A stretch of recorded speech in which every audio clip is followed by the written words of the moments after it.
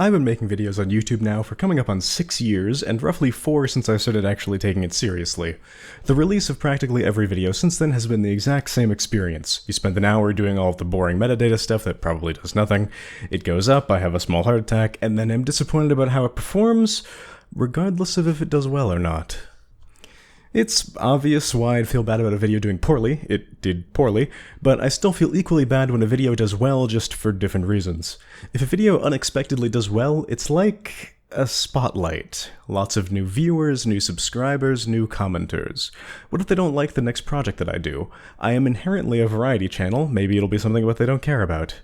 If that video does poorly, it's proof that I am but a one-hit wonder. Basically, I'm preempting worrying about the next failure by having a success, which, I'll be the first to admit it, is a waste of time. It's also easy to forget, but my standards for what is success have changed a lot since when I started. 100 views used to be a huge success, and 1,000 was a tremendous one.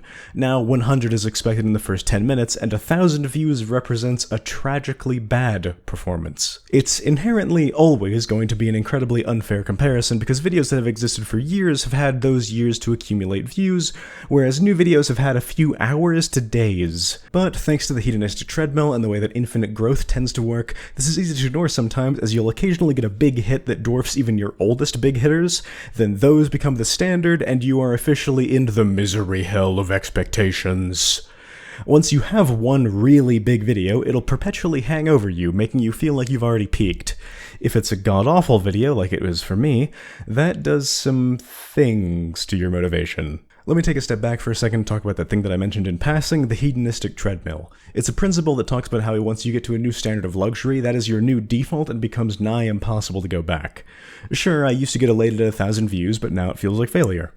It applies to way more than just YouTube, of course. If I went back to having one monitor from the 3 that I have now, I would want to die. But it's not bad, it's just a problem of expectations and also not properly appreciating what you do have. What I do have is a channel that I've worked on for half a decade that promises growth, already with enough subscribers to fill out all of Madison Square Gardens. That is a staggeringly large amount of people, and it's often hard to remember that.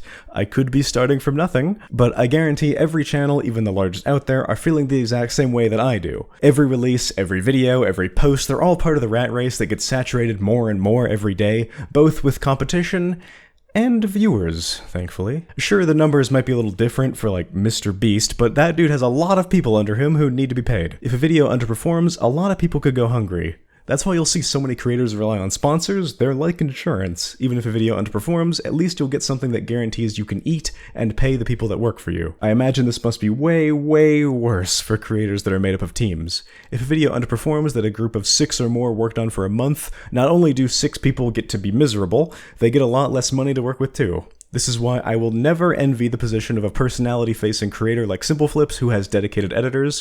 For other people to do their job, you gotta record things for them to edit. If you slump, they literally can't do work, and so they get to sit on their ass and starve. With a more brand-facing creator like Fern, if one person doesn't feel like working on a day, the others probably still got stuff to do because they're a lot more faceless. Your perception of what is a high view count video is probably completely distorted as a viewer from what it actually is as a creator. As a viewer, I figured any video under 100,000 views was garbage trash, and as a creator, any with over 10,000 views is a massive success.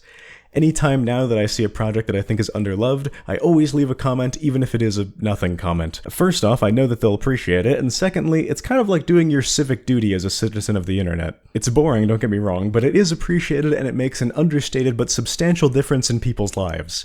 Not a lot else that you can do that can claim that outside of, like, local government. I would love to remove view count from YouTube entirely, but the extension that I was using to do this broke recently.